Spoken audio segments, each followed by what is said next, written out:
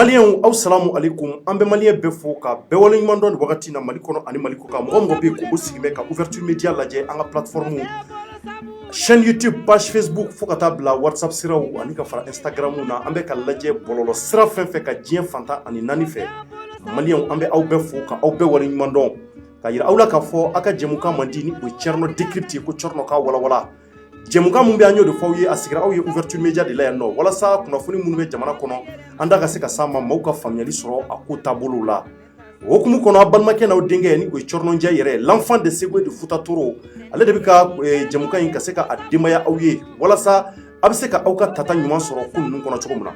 maliyɛnw an b'a fɔ aw ye an bɛ jumadonya la bi an ye dugawu minnu kɛ bi an b'a fɔ ala ka baraju minɛ an ye dugawu minnu kɛ jamana in ye ani an yɛrɛbakun ye an b'a fɔ hali bi ala ka dugawu bɛɛ kelen kelenna minɛ an bɛ foli lase an ka cɛkɔrɔba bɛɛ ma Mali kɔnɔ yan nɔ an ka karamɔgɔlakaw fo ka taa bila maa ɲɛmaaba fɛn bɛ k'a bɛ jamana kɔnɔ an bɛ foli lase bɛɛ kelen kelenna ma k'a fɔ ala ka juma wɛrɛ yira aw ni ne na inshallah sunkalo kɔni ale tɔ man jan tuguni ala ka kuncɛ cogo ɲuman yira aw ni ne kelen kelenna na inshallah dɔgɔkun nata in o bɛ bɛn seli fitinin ma k'a yira aw ni ne bɛɛ kelen kelenna maliyɛnw an b'o de ɲini masaba in fɛ Thierno Décrypte maliyɛnw an bɛ bi jumadonya la an y'o de fɔ mai kalo tile 7 o ye bi san 2021 mun bɛ jamana kɔnɔ maliyɛnw a fa jamana kɔnɔ ni o ye ba Maliba ye don o don kunnafoni kuraw bɛ jamana in kɔnɔ a b'a kalama k'a fɔ Mohamed Yusuf Bacili alias Razbach maliyɛnw Razbach u ye mandat de dépôt da Rasta kan maliyɛnw ni waati na Rasta a bɛ Bamako kasobonba la k'o kɛra cogo jumɛn an bɛ se ka mun tɔmɔ ko in na k'a ta kunun na kana bila bi la an yɛrɛ bɔra ka y'an ye kunnafoniw sɔrɔ an y'a lajɛ ni ka se ka a tarabaso cogo caman na ka se ka u d'aw ma en temps réel walasa aw bɛ se ka faamuyali sɔrɔ ko ninnu taabolo la cogo mun na k'a ta kunun na 19 heures Rasta minɛnen fo kana bila nin waati in na ko caman kɛra ko caman dɛmɛna nka maliyɛnw Rasta kɔni a yɛrɛ k'a fɔ a bɔra commune 4 tribunal la procureur hakili la u ye a lajɛ ni ka se ka décision déposer ka se k'a fɔ ko nin waati in kɔnɔna na ko mandat de dépôt ko u bɛn'o da Mohamed Yusuf Bacili kan donc Rasta taara kasobonba la donc o hukumu kɔnɔ an bɛna kuma o sujet in kan an bɛna lajɛ ni ka se ka maa caman wele ka commentaire k'a la ka décryptage kɛ maaw ka weleli sen fɛ an bɛna se ka maa caman hakililaw tɔmɔ ka kuma kan ni ɲɛmɛ ka weleli bila ji faga ma ni ale bɛna jɛ ka se ka kuma o kan o maa weleta fɔlɔfɔlɔ an bɛna maa minnu wele o ye Sega Jara ye Sega Jara ale ye journaliste ye Mali Actu o ɲɛmɔgɔ don o kɔfɛ an bɛna lajɛ ka Yalikoyi fana wele Yalikoyi ale fana de tun bɛ ko in ɲɛmɔgɔya la an y'a ye k'a fɔ CDR cellule de communication o ɲɛmɔgɔ dɔ don donc ko in kɛra cogo jumɛn olu minnu ye CDR ɲɛmɔgɔw ye ko in nana sira jumɛn k'a bɛ se ka mun fɔ an ye an bɛna ale fana wele o kɔfɛ an bɛna Abdul Niang wele Abdul Niang an y'a ye k'a fɔ ale fana tɛgɛ dimi Rasta ma depuis Rasta bɔ waati kɔsa in na kasobonba la fo kana bila sisan na a bɛ Tunisie a yɛrɛ ye ko taabolo ye an y'a ye k'a fɔ ale fana ni magistraw gɛrɛmɛ ɲɔgɔn na kosɛbɛ nka nin ko in fana nana kɛ a teri la ani a kɔrɔ la kari a hakililata ye mun ye an bɛna ale sɔrɔ o la o kɔfɛ ABC fana an bɛna ale wele ni o ye Figaro Mali ale fana ye kunnafoni dila ye ABC an bɛna ale fana sɔrɔ jɛmukan in kɔnɔ an ka se ka u bɛɛ kelen kelenna ka hakilila lamɛn ko in kɛra cogo jumɛn u ka analyse bolila mun kan tari kuma minnu bɛ ka fɔ jamanadenw fɛ tari tiɲɛ dɔ walima nkalon don an bɛ se ka mun tɔmɔ kuma in na maliyɛnw a y'a partager parce que jɛmukan ninnu an b'o de fɔ don o don Thierno Décrypte kɔnɔ a bɛ se ka fɛn caman faamuya a bɛ aw kalan a bɛ aw bɔ ko caman kalama jamana taabolo la sabula n'an dɛmɛna bi ka sini fana ye don wɛrɛ sinikɛnɛ fana ye don wɛrɛ ye don bɛɛ ni a kunnafoni don donc maliyɛnw an b'a fɔ aw ye hali bi a ka partager o kɔfɛ an kɛn bɛ ka sujet wɛrɛ mun fana ta o ye an ba dɔ ye maliyɛnw an b'a daminɛ ale la fɔlɔ ale tɔgɔ ko Aja Kone a bɔra Segu Sikɔrɔ ani Balazan don ni o ye ne yɛrɛ bɔyɔrɔ ye maliyɛnw ale cɛ ye sɔrɔsi ye nin waati in na a daminɛ don a ka histoire la k'a fɔ a cɛ de minɛ bɛ djihadistes fɛ ni o ye ani maa minnu karimɛ ɲɔgɔn na Bamaciw a cɛ de minɛ b'u fɛ nin y'a san 5 ye o kɔnɔna na ale kɔni a bɛ maɲumantɔ ko caman na ani denw maliyɛnw a wulila ka s'an ma ka sababu kɛ an ba dɔ fana ale bɛ États-Unis ale de ye an n'a a ɲɛ yira ɲɔgɔn na donc a ko ko b'a kɔnɔ n'a ma kuma walasa dɛmɛ ka las'a ma ko ça ne va pas du tout donc an ba in fana b'an kɛrɛfɛ mɛ ɲɛsi Jefaga fɔlɔ ma ale ka folikan bila kɔfɛ an bɛ kuma di ale yɛrɛ fana ma Jefaga taa basi t'i la kɔni basi foyi tɛ n na somɔgɔw bɛ di folikan jumɛn b'i bolo rapidement parce que temps belebele t'an bolo suntigɛ tɔ ma jan bon Thierno folikan ye kelen de n bɛ an lamɛnbaga bɛɛ lajɛlen fo mɔgɔ mɔgɔ bɛ k'an lajɛ nin wagati in na Mali kɔnɔ Mali kɔ kan an ka foli b'a bɛɛ lajɛlen ye merci beaucoup Jeff Diar ne ba tar basi t'i la basi foyi tɛ n na somɔgɔw bɛ di basi foyi tɛ folikan dɔ b'i yɛrɛ bolo wa ne bɛ maliyɛn bɛɛ lajɛlen fo k'o barika da d'accord ok merci d'accord an bɛna kuma daminɛ i la rapidement donc maliyɛnw a y'a partager joona an b'a ɲini bɛɛ fɛ bɛɛ ka a partager sabula kunnafoni ninnu an y'o de fɔ aw ye don o don kunnafoni ninnu kalan kalan bɛ bɔ a kɔnɔ faamuyaliw bɛ bɔ a kɔnɔ donc an bɛ foli lase an kanubaa bɛɛ ma an da tɛ se ka se bɛɛ tɔgɔ ma an bɛ yafolakaw fo u bɛ ka partager nin waati in na ko k'u b'an lajɛ don o don an ka foli bɛ se u ma ala ka kanu to an n'u ni ɲɔgɔn cɛ ne ba an ma ɲɛsin i ma rapidement i b'i to ka gɛrɛ micro la maliyɛnw ɲɛ b'an na an bɛna e ɲininka i ka histoire la i sera ma i bɔra fo Segu Sikɔrɔ ani Balazan do ni o ye Segu ye o ni Segu ni Bamakɔ cɛ n'i ma fili kilo 240 dɔɔnin maintenant i sera ma i ko k'i furu cɛ de minɛ jadisiw fɛ o ko kɛra cogo jumɛn bolo ne cɛ min nana 2016 i b'i kan kɔrɔta kosɛbɛ kɛ ne cɛ min nana 2016 2016 e cɛ min nana 2016 jadisiw fɛ Nampala attaque la Nampala attaque la donc depuis ne cɛ min nana fo bi ma nouvelle foyi sɔrɔ an ka cɛ ka ko la i ma nouvelle foyi sɔrɔ ma nouvelle foyi sɔrɔ a salen don a balalen don n t'a dɔn mais i bɔra a kalama kɔni k'a minɛna n bɔra a kalama k'a minɛna cogo di dɔ le n wele k'a fɔ n ɲɛna n tora téléphone ci de la numéro ko wele n bɛ se bɛɛ ma dɔw ko k'u taara Jabali n ye weleli kɛ Jabali ma ɲɛ sɔrɔ ko la donc a ka derrière appel n y'o le ta k'o tigi wele o ko ne ma k'i cɛ minɛlen don donc n ja wuli kojugu n sera ancien dɔ de ma ancien ko ne ma ko ne ka n hakili sigi ko n ka n cɛsiri sarakati bɔ la ko n ka sarakati bɔ n'a minɛlen don k'a b'i bila o don dɔ la k'u b'u bila mais depuis a ko kɛra fo bi ma kibaruya fosi sɔrɔ a la numéro t'i don fo a ti n wele n yɛrɛ b'a wele a ti don depuis 2016 depuis 2016 2017 2018 2019 2020 an bɛ 21 na san 5 i t'i cɛ kibaruya kalama n t'a kibaruya kalama d'accord mais tari i y'a diya ye wa jamu b'a jira k'a fɔ ko jadisiw y'a minɛ e y'o ye wa n y'o ye u y'u bila net kan a minɛ wagati i y'a ye a minɛnen don jadisiw n y'a ye u mɔgɔ joli u mɔgɔ 5 bɛ u bolo net sanfɛ u mɔgɔ 5 depuis u bɔra la m'a ye tuguni i ma kibaruya sɔrɔ ayi ma kibaruya sɔrɔ tuguni d'accord i ko k'a tɔgɔ ko première classe Umar Sangare awɔ a tɔgɔ y'o ye Umar Sangare o de y'a tɔgɔ ye awɔ d'accord donc i sera ma i ko ça ne va pas parce que depuis cɛ tununi na nin wagati in na i ko a bɛ se ka minɛ jadisiw fɛ an ka cɛdenw don a taara n kuma bɔ nka ala de ye nin kɛ a bɛ se ka kɛ a bɛ balo la a bɛ tila ka segin ka na et maintenant i ka situation bɛ cogo di n ka situation man ɲi parce que denmisɛnninw bɛ n bolo ni n yɛrɛ ma n jɔ yɔrɔ min na a tɛ se ka ɲɛnabɔ dɛmɛbaga foyi tɛ n na dɛmɛbaga foyi tɛ dɛmɛbaga foyi tɛ n na ni ala tɛ n yɛrɛ de bɛ ka n ka denmisɛnninw balo o fɛn den joli b'i bolo denmisɛnnin mɔgɔ 6 bɛ n bolo kan kɔrɔta denmisɛnnin mɔgɔ 6 cɛman 4 ni musomanin 2 cɛman 4 musomanin 2 e yɛrɛ de bɛ k'i débrouiller n yɛrɛ de bɛ ka n débrouiller k'u bolo n bɛ luwanse de fana la i bɛ luwanse de la n fana bɛ luwanse la n bɛ ji sara n bɛ courant sara n bɛ so sara n bɛ luwanse la donc c'est à dire que i tora o cɛsiri la fo nin waati san duuru ka lajɛ ka espoir ta i bolo a bɛna na mais i tɛ ka kunnafoni mɛn a la ma solution foyi sɔrɔ a ko la fɔlɔ o san 5 kɔnɔna fo bi ma cogoya foyi sɔrɔ a la n kɔni n'a gannen do kɔnɔ d'accord donc maintenant i ka laɲini ne ka laɲini mun ye ni silamɛw sera ka ɲɛ an ma k'an dɛmɛ n ka se ka denmisɛnnin ninnu tɔgɔtɔ k'u bɔ nɔgɔ la a ka di n ye a ka di n ye yɛrɛ de parce que cogoya fosi tɛ n bolo n jigi ala ye mais e sera chef mun ma e sera n sera chef ma chef ko ko ni san 10 dafara n'a ma ye u bina bila mais e selen chef ma sisan i b'a dɔn i cɛ kɔni a tununa i taara ye i yɛrɛ a fa ya ko k'i ka duwawu kɛ k'i ka duwawu caman kɛ mais est ce que k'a ta o wagati cɛ tunu wagati fo kana bila bi la u ye wulikajɔ dɔ sabati walasa ka se k'i dɛmɛ den ninnu ladonni na foyi ma kɛ ne wulikajɔ fosi ma kɛ n ye wulikajɔ fosi ma kɛ wulikajɔ ma kɛ n ye d'accord donc maliyɛn a bɔra ka madame Kone Aja ka kɔrɔfɔ lamɛn a bɔra k'a ye a furucɛ an y'a fɔ aw ye cogo min na surasi don ni o ye finitigi ye donc a taara kɛlɛ de la nin wagati in na ko Nampala kɛlɛ en 2016 ko in kɛra o wagati de la donc a yira k'a fɔ depuis a cɛ minɛna nin y'a san 5 ye a tɛ cɛ ka kibaruya kalama donc a taa o wagati la fo sisan Aja ka kɔrɔfɔ la a ko k'a bɛ maɲumantɔ ko caman de ale de bɛ ka a tɔgɔtɔ ni ka se ka den ninnu ka se ka u labalo Aja ko k'a ka laɲini tɛ dɔwɛrɛ ye a bɔra fo Segu Sikɔrɔ ani Balazan do mun b'a to ka se ka na dɛmɛ ɲini jamanadenw fɛ an ka faamaw fɛ u k'u hakili to a la sabula a yira k'a fɔ kɔsannin na sɔrɔdasi muso caman bɛ yen minnu cɛw tanyana ou bien minnu cɛw tora fɛnw na fɛn caman bɛ d'u ma mais ko ɲinakɛ b'a kɔ kosɛbɛ a yɛrɛ ka fɔli la i m'o fɔ wa donc k'a ka d'a ye hakili ka to a yɛrɛ la vraiment sabula den 6 b'a bolo a tɛ cɛ kibaruya kalama a bɛ se ka kɛ cɛ bɛ hali bi jadisiw bolo nka ale tɛ fosi kalama a la nka ale kɔni bɛ duwawu la a bɛ saraka bɔ la walasa cɛ ɲuman bɛ se ka bɔ ala cogo min na ani an ka sɔrɔsi ngana fɛn bɛ k'a bɛ jarisu bolo u bɛɛ bɛ se k'u yɛrɛ sɔrɔ cogo min nka aja ka laɲini ye mun ye bi o ye an ka se k'a dɛmɛ maliyɛnw an ka se k'a jukɔrɔma tonton sabula vraiment ko denw b'a bolo ko kɔni dan bɛ k'a bolo da nin waati in na a yɛrɛ kɔni a jigi misɛnya bɛ nka a bɛ ka ala wele mun b'a to ala bɛ se ka na a ka se ka dɛmɛ a ko la cogo min o tɛ wa téléphone numéro mun ni aja ye a d'a ma maliyɛnw o ye 74 02 20 37 74 02 20 37 o de ye aja ka numéro ye a ko k'a furucɛ première classe don a tɔgɔ de ko Umar Sangare donc depuis minɛna Nampala kɛlɛ la fo kana bila nin waati in na a san 2016 la a ma a cɛ kibaruya dɔn nin y'a san 5 ye vraiment aja an bɛ dugawu kɛ ala ka i cɛ ɲuman ye ala k'a ɲuman ye ala ka segin n'a ɲuman ye hali bi donc i ko i ka numéro 74 fu ani 2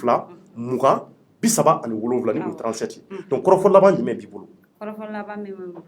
an baliden silamɛw fɛn fɛn minɛlen don kɔrɔnfɛ kɛlɛ na yarabi a ma ala ka sababu ɲuman k'u bɛɛ bila ala ka seliji k'an ka kɛlɛ na ala ka jamana sumaya ala ka lafiya ni kɛnɛya da an bɛɛ lajɛlen ma ala k'an ka sunkalo fori hɛrɛ ani badɛla ala ka dɔ fara aw yɛrɛ ka baaraw kan ala ka sago d'aw ma tɔɔrɔ ne b'a fɛ ka ɲininkali kelen dɔrɔn de k'a la kuma b'i bolo ci fɔ c'est à dire i cɛ a ka sara est ce que u bɛ ka continuer i cɛ ka sara d'i ma awɔ u b'o di u bɛ k'o di u ka sara di u bɛ ka sara di mais o de dɛsɛ bɛ ka i ni denw bɛɛ ta en charge a tɛ se k'an bɛɛ ta en charge a tɛ se k'aw bɛɛ ta en charge parce que cɛ yɛrɛ ti yan d'accord o question ɲɛna donc aja an b'i fo k'i waleɲuman dɔn hali bi ala ka laɲiniw sabati an bɛ dugawu de kɛ ala ka i cɛ ɲuman ye merci beaucoup ala ka segin ɲuman ye segu donc maliyɛnw ale tun ye an balimamuso ye a yɛrɛ bɔra k'a ka kɔrɔfɔw lamɛn donc a ka téléphone numéro an y'o fɔ aw ye a tɔgɔ madame Kone Aja donc Segu a bɔra Segu a bɛna segin Segu tuguni sini inshallah donc a nana walasa ka welewelekan bila dɛmɛ mun n'a bɛ lase sɔrɔsi musow ma ko hakili ka se ka to a yɛrɛ la sabula a cɛ a tununa nin y'a san 5 ye jadisiw fɛ ka taa waati la fo kana bila nin waati in na a tɛ cɛ kibaruya kalama donc a ka laɲini hali bi faamaw k'u hakili to a la an filɛ k'a ka téléphone numéro d'aw ma 74 02 20 37 o y'a ka téléphone numéro ye walasa mɔgɔw bɛ se k'an ba dɛmɛ cogo mun na ka hakilila ɲɛnamaw d'a ma walasa a ka se ka ko in ani hakili ta vraiment o de ye an ka laɲini an fana bɛ to a kɛrɛfɛ walasa ka se ka hakili ɲumanw d'a ma hali bi ani k'a sama dugawu la ko in na o tɔgɔ Jifa o ye an ka devoir ye donc n'an bɔr'o la maliyɛnw an bɛ taa Aras Baci la rapidement maliyɛnw ka ta kunun na kana bila bi la Bamako kun kalaya bɛ kosɛbɛ ka sababu kɛ Mohamed Yusuf Bacili ale ka interpellation ye an y'a ye commune 5 an y'a ye k'a fɔ commissariat du 5e arrondissement mun filɛ nin ye Lafiyabugu tagasira la a yira k'a fɔ olu kun taara Arasta nɔfɛ kunun 19h ka taa o waati la an ye émission sigi sen kan sabula maaw tun bɛ k'an wele k'an ɲininka tari cɔrɔ ko in bɛ cogo jumɛn an bɔra k'a ye ko Arasta minɛna nkalon don wa tiɲɛ don an ko a ye aw to ouverture média plateforme kan an bɛna kunnafoniw di aw ma ni aw ni anw jɛra ka mun mɛn o de kɔrɔ ko o de ye tiɲɛ ye o hukumu kɔnɔ an ye CDR cɛdenw caman wele ni o Yaliko ye bɔra k'a ɲɛfɔ an ye k'a fɔ ko olu yɛrɛ t'a dɔn Yaliko ko k'a taara commissariat la a taara ka taa ɲɛɲini mun de la Rasta welelen don donc k'u ma sɔn a ka don o y'a sɔrɔ anw t'a dɔn a kun ye mun ye o hukumu kɔnɔna na an nana ye k'a fɔ Suala Baya y'an wele k'a to émission kɔnɔ k'a k'ale kunnafoni sɔrɔ k'a fɔ ko maître Kasum Tapoko ko bɛɛ ka taa so ko sabula k'a fɔra ko Rasta bɛna lamɛn dɔrɔn lamɛnni kɔfɛ u bɛna bila ka taa a ka denbaya la donc o de fɔra an ye donc ko bɛɛ ka taa ko bɛɛ k'i tɛgɛ da dusu kan o kɔfɛ Yaliko fana nana ka o kɔrɔfɔ kelen fana Yaliko fana ye o fɔ téléphone na an kɛlen k'ale fana ɲininka donc sura an nana ye k'a fɔ ko kɔni nana kɛ o cogoya la fo ka se nɛgɛ kanɲɛ 3 ma 3h du matin an tora kunnafoniw ɲɛɲini an y'a ye k'a fɔ CDR mɔgɔw ye kuma kɛ u ko ko vraiment ko bɛɛ ka taa so ko sini kɔni ko olu bɛ taa tribunal la sabula ko bɛ yɔrɔ mun na ko a fɔra ko Rasta k'a bɛ si yen nɔ ko sabula Rasta ka avocat dɔ bɛ yen u b'a wele ko maître Ben Mamata a kun ka d'an yɛrɛ k'a sɔrɔ nka an ma se k'ale sɔrɔ nin wagati in na ko o ko bɛɛ ka taa so k'a fɔra Rasta bɛ si yen ko inshallah sini u bɛ taa tribunal la ni o ye communiqué tribunal ye donc maliyɛnw sɔgɔmada in na k'a taa nɛgɛ kanɲɛ 8 na ni o 8h ye communiqué tribunal kun falen don i b'a fɔ ko vraiment Bamako bɔlɔnkɔnɔna fan bɛ cogo min na c'est à dire i b'a fɔ ko dakɔnɔna fan bɛ cogo min na k'a ye k'a fɔ CDR cɛdenw de tun ɲɛ ka yɔrɔ minɛ an y'a ye k'a fɔ finitigiw ni o ye an ka polisiw n'an ka gendarmew ye olu tun ɲɛ ka communiqué tribunal secteur bɛɛ minɛ a carré kɔnɔnaw maa tun tɛ tɛmɛ a kan sabula an yɛrɛ wulila an dara kɛnɛ kan ni ka se ka taa ɲɛɲini ko bɛ cogo jumɛn an y'a ye k'a fɔ carré kɔnɔnaw kun minɛnen don maa tun tɛ tɛmɛ mobilitigi tɛ tɛmɛ mototigi tɛ tɛmɛ carré kun minɛnen don bɛɛ la wa a kɛrɛfɛ yɔrɔ carré o carré bɛ yen o kun minɛnen don bɛɛ la pour que vraiment ka se ka lajɛ furukufuruku kana taa don a ko la rasta ka cɛdenw ni o CDR olu caman kun bi tribunal da la donc an sera yen an ɲininkaliw kɛ ko bɛ cogo jumɛn u y'a yir'an na k'a fɔ ko rasta kɔni ko nin waati in na k'a ni sariya baarakɛlaw u tarabasolen don ɲɔgɔn na kosɛbɛ u bɛ kumaw la kuma minnu ni a ɲɛsin b'a ma an y'u ɲininka k'a fɔ donc a fɔra ko magistraw ka jɛkuluba minnu bɛ yen ni o ye SAMU ani SILIMA ye ko olu de ye plainte don rasta kama n ko tari o don wa u y'a yira k'a fɔ ko kosɛbɛ cɔrɔnɔ plainte minnu ni a kuma fɔra k'a fɔ ko a donna Mohamed Ali Bacili ni o ye rasta yɛrɛ facɛ ye ani ka fara maître Kasum Tapo kan ani ka fara rasta yɛrɛ kan ko o kelen don nka ko rasta de ta lawaleyara fɔlɔ sabula bɛɛ b'a kalama k'a fɔ maître Mohamed Ali Bacili ale ye avocat ye maître Kasum Tapo ale fana ye avocat ye olu ta tɛ se ka kɛ i b'a fɔ maa gansanw sabula sariya baarakɛlaw don i b'a sɔrɔ taabolo dɔ bɛ olu ka ko kɛcogo la o hukumu kɔnɔ rasta kɔni a interpellé ten ko o de sababu la rasta ta kɛra joona joona ko ka se ka taa ni rasta ye tribunal la commune 4 tribunal la donc u ko an ka kɔrɔfɔ la ko kumaw durulen don kosɛbɛ ko depuis rasta nana sɔgɔma ko kumaw duru mɛ ka duru i b'a sɔrɔ la bɛɛ bɛ k'i ta fɔ bɛɛ bɛ ka na ni prévu ni kuma bɛ ka fɔ an nana ye k'a fɔ maliyɛnw fo ka se nɛgɛ kanɲɛ 15 ma ni o ye 15 heures ye an nana kunnafoniw cari k'a mɛn k'a fɔ ko kunnafoni cunna Bamako n'a Lamini ni ɲɔgɔn cɛ k'a fɔ ko rasta kɔni ko vraiment ko mandat de dépôt o dara rasta kan ni ka se ka a conduit ka taa Bamako kasobonba la finitigiw kun kɛmɛ ka rasta vraiment ka a lakoli kosɛbɛ a yira k'a fɔ gaziw kun b'u bolo u k'u labɛn kosɛbɛ mun b'a to ni ko in ko k'a bɛ kɛ sira dɔ kan dɔrɔn u bɛ gaziw ci a yira k'a fɔ u ye rasta koli o cogoya la ka tɛmɛ ni rasta ye ka Bamako cɛtigɛ maliyɛnw ni ka taa n'a ye fo MCA la ni o ye Bamako kura kasobonba ye nin waati in na rasta bɛ yen maliyɛnw an bɛna débat dayɛlɛ nin wagati in na a ye aw ka téléphone gɛrɛ aw la an bɛna Yalikoyi fɔlɔ wele Yalikoyi an y'a ye k'a fɔ ale bɛ CDR la an yɛrɛ kun y'a mɛn k'a fɔ ko dɔ kun ɲɛsin bɛ ale yɛrɛ fana ma a ko la an y'o mɛn sabula an ma Yalikoyi sɔrɔ commune 4 tribunal la nka an bɛna wele ɲininkaliw b'an bolo a y'a lamɛn kosɛbɛ Sega Jara ale bɛna wele ale ye Mali Actu o ɲɛmɔgɔ don journaliste don o kɔfɛ fana Abdul Niang ale fana ye kunnafonidilɛ a bɛna wele fo Tunisie an bɛna ɲininka hakilinata la sabula ale ni magistraw ka di en même temps rasta fana y'a kɔrɔsɛbɛ ye Abdul Niang ka kɔrɔfɔ bɛna kɛ mun de ye nin ko in na ABC fana bɛna wele o bɛɛ kɔfɛ donc an bɛna lajɛ tout de suite ka se ka mɔgɔ fɔlɔfɔlɔ mun ni an bɛna ale wele o ye Yalikoyi ye sabula ale bɛ CDR la ale de bɛ CDR kunnafoniw cari kosɛbɛ donc an bɛ kunnafoni fɔlɔfɔlɔ tɔmɔ ale bolo o tɛ wajibi faga n'an y'a tɔmɔ ale bolo kuma bɛ sɔrɔ ka na tɔw la donc anw bɛ commentaire k'a kan ka décryptage kɛ maliyɛn bɛɛ bɛ faamuyali sɔrɔ ko ninnu taabolo la c'est à dire bɛn kɛra kan wa walima bɛnbaka kan wa ko ninnu kɛra cogo jumɛn olu yɛrɛ hakilinata ye mun ye donc an ni Yalikoyi bɛna kari ɲɔgɔn na nin wagatini kunkurunin na a ka se ka an bɔ fili la ko ninnu kɛra cogo jumɛn Yalikoyi salamu aleykum. Maaleykum salam Thierno. Somɔgɔw bɛ di? Baasi foyi tɛ yen. Nba Yalikoyi nin waati in na i bɛ ouverture media plateforme kan maliyɛnw b'o de kunnafoni ɲuman na a lakika sabula an y'a ye depuis kunu rasta ka ko 19 heures n'a minɛna fo kana bila nin wagati in na kuma caman fɔra fo ka taa se u taara n'a ye MCA la donc maintenant an bɛ fɛ ka mun dɔn aw minnu bɛ vraiment CDR la ko taabolo a ye mun faamuya la ani rasta ka minɛni kɔfɛ ka taa n'a ye kasobonba la aw bɛna mun de kɛ? O Thierno i ni ce i ka ɲininkali la ka sɔrɔ an ye fɛn caman kɛ fo ka se bi ma bon bi an ka mɔgɔw ka taa tribunal da la mais force de l'ordre min tun déployalen don o kɛra sababu ye o ma se ka gɛrɛ tribunal la kojugu bon an ye situation suit fo ka taa se ɲɛfɛla ma an ka avocat yɛrɛ tun bɛ yen maître Abdraman Ben Mata Touré ninnu donc le soir an nana mɛn k'a fɔ ko finalement ko procureur y'a décidé ka Rapach placer sous mandat de dépôt il est même déjà arrivé à la MTA a sera ka ban bon o kɛlen kɔfɛ an yɛrɛ an ka comité de crise la an ye changera ɲɔgɔn faamu situation kan avec les avocats parce que an ni avocats kumana fɛn caman kan fana donc o y'a jira an na k'a fɔ an ka calme garder fɔlɔ et que ni ala sɔnna ma k'an ka calme garder fɔlɔ an ye avocats ka laɲini k'an ka calme garder ça c'est les instructions qui nous ont été données, les conseils qui ont été donnés par les avocats. Par les avocats, donc an kɔni an bɛ baara la o ye olu ka positionner o ye olu ka conseil ka ɲɛsin an ma dans un dossier normalement avocat n'a ka client cɛ c'est comme ça o hakilina ye min ye dossier kan olu ɲɛfɔ an ɲɛna an ko ko bon ko problème t'a la ko an y'a faamu mais hali bi discussion bɛ sen na an ma tila fɔlɔ baara la fɔlɔ an ye comité de crise la an ye ɲɔgɔn ye an kumana discussion bɛ sen na ni ala sɔnna ma à partir de 21 heures déclaration ba dɔ kan ka kɛ à partir de 21 heures donc an bɛna kɛ CDR média sanfɛ ni ala sɔnna aw yɛrɛ fana bɛ wele ka na déclaration ka kɛ ouverture média yɛrɛ fana ɲɛna walasa mɔgɔ minnu fana b'aw sur les réseaux sociaux a dɔn qu'est-ce qui a été décidé par rapport à ces dossiers à partir de 21h. Mun de ɲɛsira Rastama? Bon, an ye kibaruya minnu sɔrɔ ko magistraw de ye magistraw ka plainte don ko pour outrage à magistrat. Bon, a ye u yɛrɛ comme plainte tun y'a yɛrɛ sɔrɔ bɔlɔlɔ sanfɛ ka ban mɔgɔw yɛrɛ y'a continue ye fɛn minnu fɔra a kɔnɔ. Donc au kɔnɔna la u y'a décidé finalement k'a placer sous mandat de dépôt quoi. D'accord. Donc maintenant est-ce que Rasta minɛni a tagatɔ aw n'a ye ɲɔgɔn sɔrɔ wa? Bon, an n'a ma se ka ɲɔgɔn sɔrɔ ka kuma. Voilà, mais ne connais après à fengelen kɔfɛ ne taara je suis parti juste vers la MTA.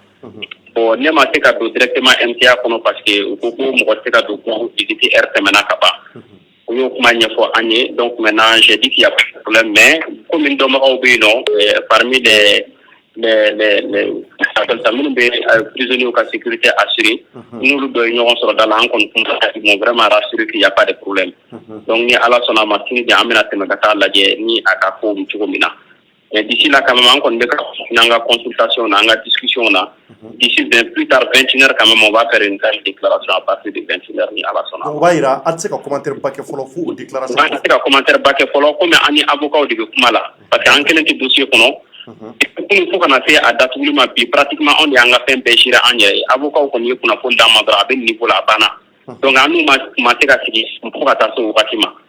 Bon maintenant comme déjà il a été placé sous mandat de dépôt donc an y'a fɔ bi ɲɔgɔn ye an kumana on a échangé sur plusieurs facteurs donc discussion bɛ sen na u y'u ka hakilina fɔ an ye an yɛrɛ fana an jiginna ka na an ka comité de crise kɔnɔ an bɛ ka étudier donc 21h n'an bɛnna min kan an bɛ tila ka retour kɛ an ka conseil ye à partir de là à 21h ni ala sɔnna ma an bɛ sɔrɔ ka déclaration kɛ quoi ni min ye orientation min an kan ka par rapport au dossier bɛɛ bɛ sɔrɔ ka bɔ a kalama. D'accord, Inch'Allah. Bon, l'État est comme à Foucault, il a été placé sous mandat de dépôt. Maintenant, mandat de dépôt est est-ce que vous avez Foucault jugement mais est-ce que vous précisez à quand? Bon, ama kibaria jonjon soro kan folo, ama kibaria jonjon soro kan avocat ma détail di amma o kan folo. Mais nya ko tugu mina o bebe na wala ka be 21h ma ni ala sonaba. OK, ala ka 21h irana. Amin. Merci Yankoy. Merci beaucoup. Je faga ye Yankoy korofo me yana nga siga jara soro. Ale fana ye kunnafoni dila baye Mali Actu kan anye aye ale be ka commentaire do ka muni andabali ban kosobe. Donc amina ale yɛrɛ wele anya ya ka Twitter ka ye aye commentaire do ka vraiment munya andabali ban ani ya ka Facebook. Maintenant je pense que c'est comme faut Yankoy kan korofo la yani ani siga fana ka ɲɔgɔn sɔrɔ. Bon, Tchorno Yalwe kan korofo la amba ye ka foko premièrement comme il a foto mina kuna kunta kalama ka fo rasbat doni ya wele parce que ta wakati mina mo shi kunta ro nga foko a wele la ni kojin la mais an koni kunya ye bololo siraw kan ka foko samni silema de plainte do akama. Maintenant aujourd'hui on a la confirmation que ulu de plainte do akama no ye magistrat ka syndicat belelo flamba en fait ya. Tchorno si ça na me kuma mtu kan do wado. Parce que donc voilà, et à Farakoulou de Ado, moi je dirais que c'est vraiment dommage quoi. C'est vraiment dommage, c'est-à-dire à tout mandagné parce que mon fille il m'a dit toko Tchorno ni maye koko ke et mamanga nisonjani maka mineli, c'est-à-dire que mamanga nisonjani maka kojuye parce que diana tige la machiti l'abandon quoi. Et moi j'aurais souhaité que Arasbat Sarige voulait que ça soit un enfermement. Peut-être j'aurais souhaité que les juges et les magistrats soient cléments pour que au moins Souga, ça dit que Ouka essaie un rappel à l'ordre ou bien soit parce que ni a mego ga mogo datu torno ali justice la ni justice est tablo ta galaje ni be mamne ka datu yoro ça dit que est dernier recours di au cours de ka foko solution wore foi donc fa nga datu quoi maintenant amnera ka datu moi j'aurais souhaité quand même que solution do ka soro ça dit que Ouka peut-être Ouka nyangatilindo ta ka nyesha ama ka fanya ka foko bon ikana ni waleya plutôt que kata kasola donc voilà comme justice code comme justice code a décidé ka foko ka blaye mais bon en meto sharia ko comme Arasba Djereba pour tout comme na dongo do comme mo ga to sharia ko donc en to sharia ko ka bo fo donc maintenant on va faire rapidement ça dit que nous commune akera mo ka don fo jugement wati mo fo fushi mo fo tewa ouais c'est parce que jugement bi ken wati la voilà parce que ne bora ga yalgo yin ga san plus généralement ba ye no afro ko comme mandat de dépôt dara Karim Machina kan ibta soro so be dati do fo ka foko bon mandat de dépôt dara kan bon ni dati na ga jugement be d'accord c'est pourquoi ne yalgo yin parce que ali publication fait be ka ke réseaux sociaux kan am be ka yede ko bon ko mandat de dépôt dara kan mais aka jugement e do munye on va préciser qu'on a là donc a beaucoup na communiquer ke bi on ni communiquer ke voilà donc D'accord, je pense que ko maître Kassoum Tapo fana kan ka peut-être je ne sais pas donc ko be faire une déclaration donc mon déclaration donc maintenant amina sega an sega soro ka ba donc amina sega fana yinga akilata la sabula mawbi ale fana akilata apprécier kosobe ni wakati nuna donc sega assalamu alaikum. Wa alaikum salam Charno. Somo bedi ba voilà ni wakati na mo ko bila maliko ani maliko ka en club mangan do la ikrefe hata do nasoro la appareil de je sais pas donc voilà donc maintenant siga anya Kwarasta mandat de dépôt de la Rasta kabi bon en tant que journaliste il kuna fon dilay e bi ko yin tujune Tierno me foli bla ouverture média la me bagana flé baga belajere ana uyere ya wa chesri la ni kwani ni en be kungodi ni te Rasta kwe parce que ni ata kalaje anga jamana ni ba ira ka foko alibi anga démocratie mangene ambe lafia mun ko ana ayoro ka jan kosobe ko sababu ke jume ko sababu ke arasbachi mina kunye ni abefo werema ko outrage à magistrat ni anga sharia ta kalaje ka foko jote juju bolo anga sharia sumbala ala bi sanfé juju be duguma jo saramani ya fo aka dongli kono mana kante tiens kuma de do parce que on ga jamana kono on ye wala sanga jamana démocratie be sinsanye fanga beta ka di juju de ma bon fo juju fana ka don o fanga ya kora ye muyi anafa ye muyi akanga la bara chugumina tigene akana do juju ni jamana de ni nyonche ni atakalaje on ga sharia sumba kono on ngo jamana dembe ka kan sharia la jamana ka kan ni hagekele jamana dembe ma mais anaye ni jamana den fila bila la ɲɔgɔn na ni dɔ bɛ sariya ka baara la donc jamana yɛrɛ bɛ o tɔpɔtɔ ka tɛmɛ mɔgɔ min tɛ jamana ka baara kan kan donc olu dɔwɛrɛ o y'o de ye ka magistraw protéger ka policiers mɔgɔ mɔgɔ bɛ sariya ka baara la n'i ko polisikɛ ma ko sɛ o ye outrage à policier de i bɛ se ka minɛ sariya la i bɛ ɲangi n'i ye ɲɛ minnu guichet la agent na i bɛ se ka minɛ a kɛra douane a kɛra impôt mɔgɔ n'i bɛ fama baara la donc c'est olu bɛɛ de protéger no ali drapeau jamana drapeau ali école karamɔgɔ n'i ye surun ci école karamɔgɔ la n'a ye plainte do i kan o kelen de don bon anw bɛ mun ye arasibaci ne b'a jate kunnafoli dila de bon kunnafoli dila hali ni kunnafoli dila tɛ jamanaden gansan o bɛɛ kan ka se ka i da sago fɔ jamana ɲɛtaa la ni jamana taabolo la maintenant problème ye min ye magistraw ye plainte don bon loi in be loi in kɔni jamanaden bɛɛ kan ka kɛlɛ yɛrɛ kɛ fɔlɔ loi in ka dépénaliser c'est-à-dire que loi in ka kɛ musaka sara dɔrɔn ye kasolabila ka bɔ a la n bɛ tila ka na don da dɔ la walasa an ka démocratie bɛ sinsin nka n'i y'a jate minɛ i b'a ye k'a fɔ arasibaci ye kunnafoli dira ye k'a ye kuma fɔ jugew ma bon a kumana principalement procureur kan ani juge d'instruction minnu a ka dossier tun bɛ minnu bolo kan bon a ye kumaw fɔ anw ka sariya dun na Mali démocratie pour de dɔ ma jamanaden bɛɛ bɛ se k'i hakilina fɔ bɛɛ kan ka se ka dɔ fɔ juge ma bɛɛ kan ka se ka dɔ fɔ magistrat ma bɛɛ kan ka se ka dɔ fɔ procureur ma mais courage in ko de i bɛ ɲangi de ni i donna a tigi gasi la parce que problème ye min ye o gasi in juge de b'o jate yɔrɔ jumɛn ye ne ka loi ne yɛrɛ se ka filɛ nin sisan ne bɛ se ka kuma juge kan ka dan yɔrɔ jumɛn ye ni o ye madu gasi la ani n donu gasi la ye donc o ba ye o b'a yira k'a fɔ ko loi in yɛrɛ de man ɲi loi in kan ka yɛlɛma anw bara parce que finalement mun bɛna kɛ c'est que mɔgɔ si tɛna se ka fɛn fɔ sariyatigiw ma bilen ani sariya tigilamɔgɔ hali ni journalistes jate minɛ u caman sirannen don mɔgɔ si tɛ kuma sariya ko sira kan bilen parce que kabiri san laban ninnu na Thierno san o de gagnera procès outrage à magistrat la 0%. Ne kɔni ma mɔgɔ ye k'i taara tribunal la pour outrage à magistrat k'i y'a procès gagné Mali san n bɛ se ka fili dɛ mais ne t'a mɔgɔ dɔn mɔgɔ fɛn fɛn welela mɔgɔ fɛn fɛn welela ko outrage à magistrat Mali la a si mɔgɔ si ma gagné donc o ye gɛlɛya belebeleba ye parce que o bɛna degun don anw ka démocratie kɔnɔ o bɛna to anw ka démocratie kɔnɔ yɔrɔ dɔw bɛ kɛ yen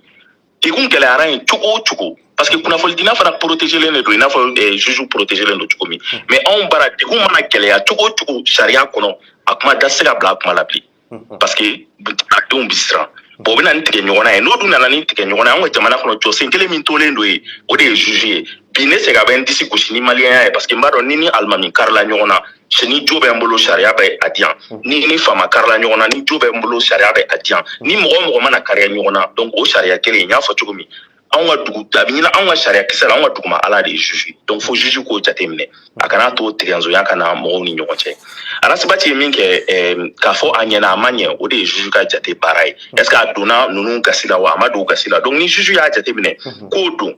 mais ne kɔni bolo kuma ninnu kuma fɛn fɛn fɔra arasibati ɲanginen don fɛn fɛn la kumakan de don kɛwale tɛ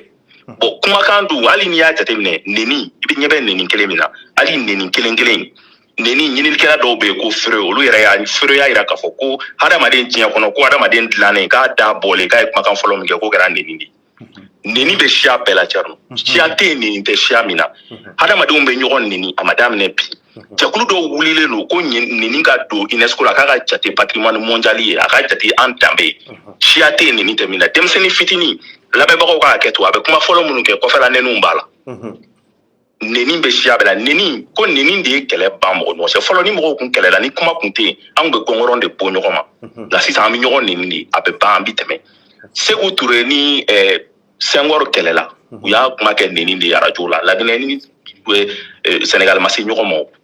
mais ni neni tun tɛ mɔgɔw ka u kɔnɔta fɔ k'a ban sigika fɔ ka kɛ a kun tun bɛ kɛ se ɲɔgɔn ma de an bɛ se ɲɔgɔn ma de bon arasibati an bɛ se k'a fɔ hali ni a bɔra dɔw ka jate la peut-être a bɔra journaliste minɛn kɔnɔ ani mɔgɔ dɔw tun bɛ ɲɔgɔn na a ko kɛra politique kow ye u ye ɲɔgɔn neni mais o neni o ka fisa ni u ka se ɲɔgɔn ma ye u ka fisa an kun k'a mɛn k'u karila ɲɔgɔn na ye parce que ala dɔrɔn de b'o ko conséquence dɔn donc neni ka ɲi nka neni ka jate minɛ ni dan ma kɛ i ka hadamadenya la i ka hakɛw la jugew k'u hakili to o la u ka kunnafonidilaw ani kunnafonilaselaw u k'olu tɔpɔtɔ walasa an ka démocratie bɛ se ka to gulonnen n'o tɛ mɔgɔ si tɛna kuma justice kan bilen bon n'o kɛra ten a bɛ daminɛ ten dɔɔni sini n'i ye dɔ fɔ douane ni kuma cayara douaniers kan ni journaliste fɛn fɛn ka kunnafonidila fɛn fɛn ka problème sera douane na a ti ɲɛnabɔ fo ka diɲɛ wuli donc o la an bɛ douaniers fana ye k'olu to yen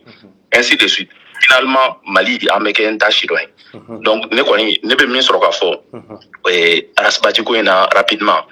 u ka an ka hali bi an ka sariya kɔrɔw ta parce que ni an donna lafiya kɔnɔ an ka jateminɛ nin bɛna kasolabila bɛ bɔ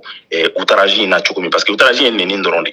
o kasolala anw bara yan wolosow tun b'anw bara yan n t'a dɔn komi aw ka dɔgɔn dɔɔni aw hakili tɛ olu la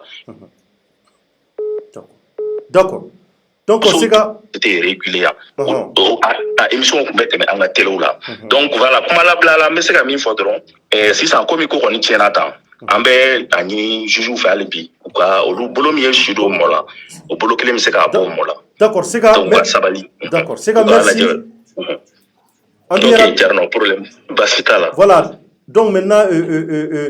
voilà donc kɔrɔfɔlama jumɛn b'i bolo nin ko kan donc an b'a essayer k'i rappeler Allô? Bolo ye de mɔgɔw bɛɛ ka ɲina allo oui on tulo b'i la allo kɔrɔfɔ laban min bɛ ne bolo Thierno voilà kɔrɔfɔ laban min bɛ ne bolo o ye kɔni maliyɛn bɛɛ ka ɲina arasibati ka kow kɔ arasibati ka di ye o a man di ye o nin tɛ mɔgɔ ko ye nin ye sariya ko de ye nin ye jamana ɲɛtaa ko de ye diɲɛ de ɲɛ jɔlen don anw na an ka jɛ hali bi an k'a ɲini jugew fɛ bolo min bɛ si don mɔ la komi n y'a fɔ cogo min bolo kelen de b'a bɔ mɔ la u ka jamana ka ɲɛtaa lajɛ u ka cɛnin to yen voilà a bɛ se ka a ka so lasɔrɔ cogo min ko bɛ ban cogo min Mali problème ka ca Thierno an bɛ transition kow la foyi ko caman ma sigi sen kan donc kow bɛ se ka ɲɛnabɔ cogo min na an ka ɲɛsin olu ma ninnu ye problème kirikaraw de minnu bɛ k'an senkɔrɔ ɲagasa an ka taa ɲɛfɛ merci beaucoup Sega i ka kɔrɔfɔ la merci d'accord donc ni ko ye Sega Jara i y'a ka kɔrɔfɔ lamɛn o jɛfɔ oui n y'a lamɛn commentaire jumɛn b'i bolo a kan bon Thierno je pense que Sega ye fɛn caman fɔ d'ailleurs Sega ye kuma dɔw fɔ moi je trouve que a ka kumakan ninnu na caman bɛ yen c'est-à-dire que a kumakanw ka ɲi kosɛbɛ parce que n'i y'a ta k'a lajɛ a ye fɛn dɔ fɔ il a posé une question o ye jumɛn ye a ye ɲininkali kɛ ko est-ce que ko kabiri magistraw ye maa hakɛ minnu minɛ ko est-ce que n'i y'a ta k'a lajɛ u maa minɛnenw na est-ce que maa delila ka taga ni maa mun ni mandat de dépôt ma d'a tigi kan k'a bila ka taga bon je pense que ne yɛrɛ ka sɛgɛsɛgɛliw fana kɔnɔna la ne ma deli ka maa ye k'a fɔ ko a tigilamɔgɔ tagara Thierno k'a fɔ ko a seginna ka na k'a sɔrɔ mandat de dépôt ma d'a kan ne maa ye ka taga n y'a ye mandat de dépôt dɔrɔn c'est-à-dire que fɛn dɔ bɛ yen quoi il faut que mɔgɔw ko o yɔrɔ faamuya effectivement a ye fɛn dɔ fana fɔ a ka kɔrɔfɔ kɔnɔna la a y'a yira par exemple ko n'i y'a ta k'a lajɛ Mali fɛn bɛ yɔrɔ min na sisan c'est vrai Arasibati a ye kuma caman fɔ an tɛna fɔ ko a ye kumakan minnu fɔ ko a jo b'a la ou bien a jo t'a la a kɔni ye fɛn caman fɔ maintenant outrage à magistrat ne t'o dɔn parce que ne tɛ magistrat ye pour que k'a dɔn k'a fɔ a ye kumakan mun bɔ a da ko o de kɛra sababu ye c'est à dire k'a minɛ mais a ye kuma dɔw fɔ c'est à dire je pense que dans l'avenir a yɔrɔ in kan ka jateminɛ kosɛbɛ o de ye mun ye c'est-à-dire ni i minɛra k'a fɔ ko i ye outrage à magistrat kɛ a ka kɛ i ka wari dɔ sara walasa i ka se ka bila o ka fisa ni a kasola don ye ou bien fɛn dɔ ka fɔ o ka kɛ o tɛmɛnen kɔfɛ a ka kuma wɛrɛ bɛ yen tuguni parce que n'i ye nin ta k'a lajɛ Cɔrɔnɔ fɛn caman bɛ yen il faut que mɔgɔw k'o yɔrɔ faamuya ne yɛrɛ delila ni Jibirila ale fana ye magistrat ye Jibirila Mayiga an delila ka sigi ni plateau kelen kan an delila k'a ɲininka a ka kɔrɔfɔ kɔnɔna la a y'a jira k'a fɔ ko c'est à dire que n'i ye magistraw yɛrɛ ta k'a lajɛ i bɛ taa magistraw dɔw sɔrɔ i Cɔrɔnɔ minnu yɛrɛ u man ɲi dɛ ne ko n ko Jibirila ne yɛrɛ moi même je l'ai eu à poser la question n ko a ma n ko lui-même en tant que magistrat n ko il admet que an ka justice kɔnɔna la n ko juge dɔw bɛ yen minnu man ɲi wa a ko awɔ donc ni mɔgɔw minɛra tan c'est-à-dire que maa minnu bɛ kɛ sababu ye ka kunnafoni parce que n'i y'a ta k'a lajɛ Arasbachi bɛ dénonciation kɛ domaine caman na a bɛ kuma maa caman kan donc a ka dénonciation kun ye mun ye c'est pour que rectification bɛ se ka don a kow la cogo min na amélioration bɛ se ka don a kow kɔnɔna la cogo min na maintenant ni Arasbachi minɛra ko parce que k'a ye fɛn dɔ waleya a bɛ se ka kɛ Sega ye kumakan min fɔ c'est pourquoi je dis a ka kumakan ye c'est pertinent ni a bɛ se ka kɛ sisan par exemple n'u tun y'a minɛ sisan k'a fɔ ko bon k'a ka wari hakɛ dɔ sara ka amande hakɛ dɔ sara o tun bɛ kɛ sababu o bɛɛ tun bɛ kɛ sababu ye c'est à dire que a bɛ sɛgɛn a kɔ a bɛna dɔn k'a fɔ ko outrage don mais ni juges fana continuera ka to ka maaw minɛ tan Cɔrɔnɔ finalement an dun b'a dɔn k'a fɔ ko an ka justice yɛrɛ fana kɔnɔna la juges yɛrɛ jɛlen don n'o ye fana an m'a fɔ ko juges bɛɛ man ɲi dɛ mais an ka justice kɔnɔna la juges dɔw bɛ yen Cɔrɔnɔ minnu man ɲi maintenant ni mɔgɔ tɛ k'olu dénoncer a ko bɛ kɛ cogo di vu que maa minnu bɛ bɔ k'a fɔ ko bon k'a bɛ taa u bɛna olu tigilamɔgɔw minɛ k'u datugu finalement est ce que an tɛna bila an kunna de k'a fɔ ko juges bɛ mɔgɔw minɛ k'u datugu nin na pour que u kana se ka kuma de wa pour que c'est à dire que waleya minnu sabati n'a man ɲi pour que maa kana bɔ n'a ye k'a fɔ wa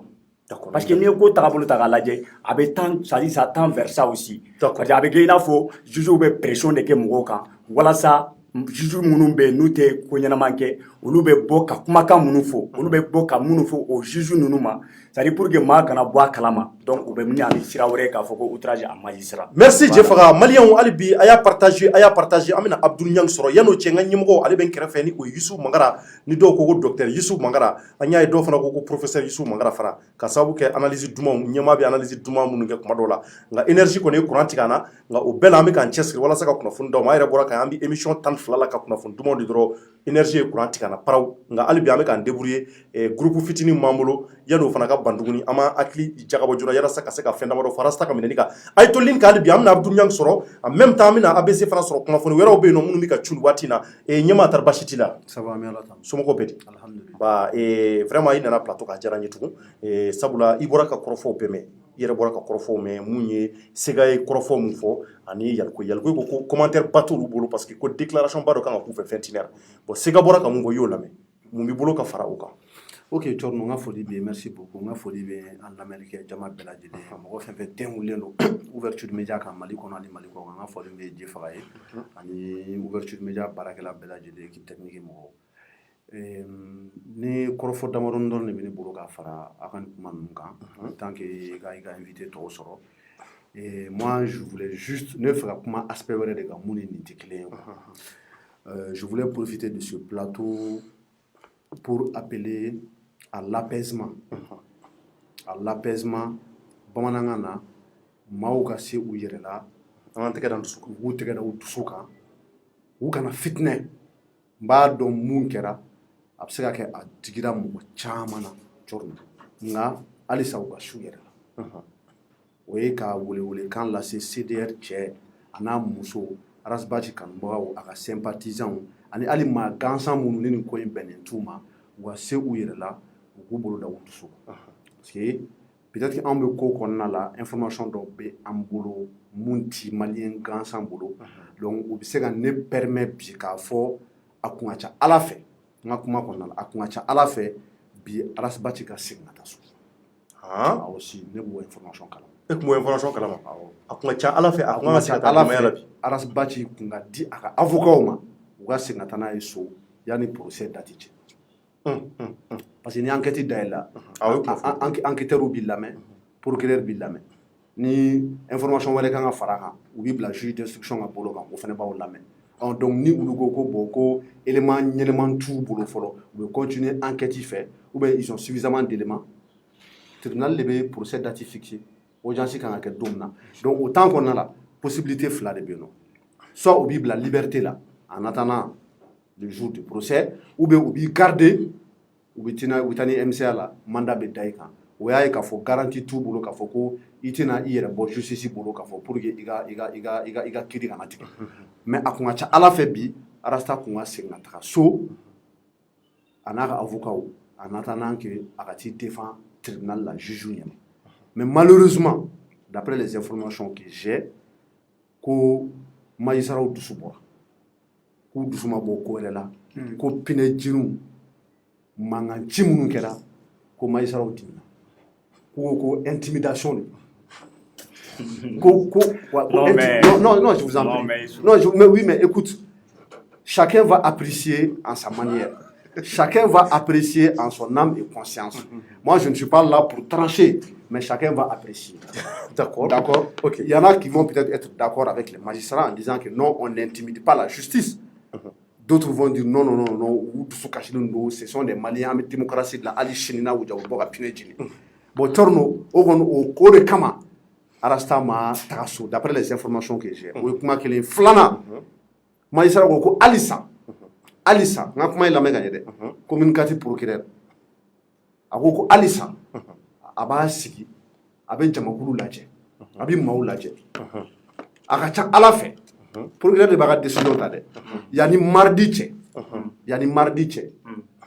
ni CDR mo ni u calmer ni arasta no fe mo nu calmer ni manganci pine jini dogalima no dablala akacha ala fe abe arasta to la kata akachala fe arasta be bokata akachala fe abe arasta do fe ngafo ni mo seru dusula ni mo basu akachala fe be arasta ça dit que uluga lañi moué qu'on donne la possibilité à Rasbach de se défendre le jour du procès akavoka obe arebe no ube na argumentation juridique yu baraka obuga défense la be ya famia mais ka bode ka foki be justice intimidé ko de teke kuti jemoyi. Ça dit que la justice est intimidée tout le temps. Oui, mais non, mais je comprends pas. Non, mais je vais m'expliquer. D'accord, il va nous Abdou Niang Bamboula. Non, voilà, rapidement. Ça dit que nous connaissons comment te donner pour les informations nous nous ne beaucoup dit Alissa parce que Arasta c'est mon grand frère. Moi, j'ai envie que Arasta fasse la fête chez lui à la maison. Arasta ka tout corner là. A cadne Arasta ka continuer ka émission ke. Araka façon job fait on ga araka information de araka barake quoi. Je n'ai pas envie qu'il se retrouve en prison. Donc au hukumu kono ne bɛ se ka ko mun kɛ o ye ka mɔgɔw ka fu ɲɛna ka su u yɛrɛ la c'est à dire que mɔgɔ ni magistrats tɛ kɛlɛ ɲɔgɔn ye an b'a fɔ ko ni magistrats ye mun kɛ ko n'a bɛnna k'a fɔ k'an t'a fɔ dɛ cɔrɔ mɔgɔ si tɛ mɔgɔ si ka jɔn ye dɛ on a lutté hali n'a sɔnna an ka dɔgɔnw an faw an kɔrɔkɛw ils ont lutté ils ont versé leur sang en 1991 le 26 mars et bien avant. Alors donc on a acquis cette liberté d'expression, on a acquis la démocratie dans le sang. Donc c'est un acquis. Magistrat qui est Mali Bérédou. Oh donc au droit monument exercer à l'Chine. Mais l'institution judiciaire, elle est là pour aider les Maliens à critiquer. Comme Jeff l'a dit, c'est-à-dire que on peut les critiquer, mais si ils estiment qu'il y a ils sont dans leur droit de porter plainte ou de ne pas porter plainte. Avantage et inconvénient, non. Mais moi, je veux que Arasta soit libéré. Raison pour laquelle je demande aux membres du CDR, Charia m'a appliqué, Charia a béton. Arasta c'est libéré, mais c'est libéré Pierre. Alors, peut-être qu'avec son libéré, il y a une série. C'est pas moi qui décide, c'est le magistrat. Je ne vais pas parler à sa place. Mais Alissa. Il soit libéré quand même. Oui. Donc, non, CDR m'a goûté dans le magistrat, peut-être que si les magistrats reviennent à des meilleurs sentiments, ou bien les progrès au bois, soit défensive pour là, on les laisse, on les fait confiance à avocat, c'est-à-dire qu'on est assuré qu'il sera là à la disposition. Donc, je pense que d'accord, merci au Knafuna et Youssou Mangara. Donc maintenant, Amina Abdou Niangta, et Alebi faut Tunisie, Jamana Kanouatina, avec Nema Tchela, Nema Fli. Abdou Niangta, Bachitila. Ah, bashi bana da jama nyana feme ga juwe o. Abdou Niang jama ko era ko nema biya. Ah nema be we. On sigle fle ambe mission dro courant tigara na tukuni. E dum be courant mana nema bi kay.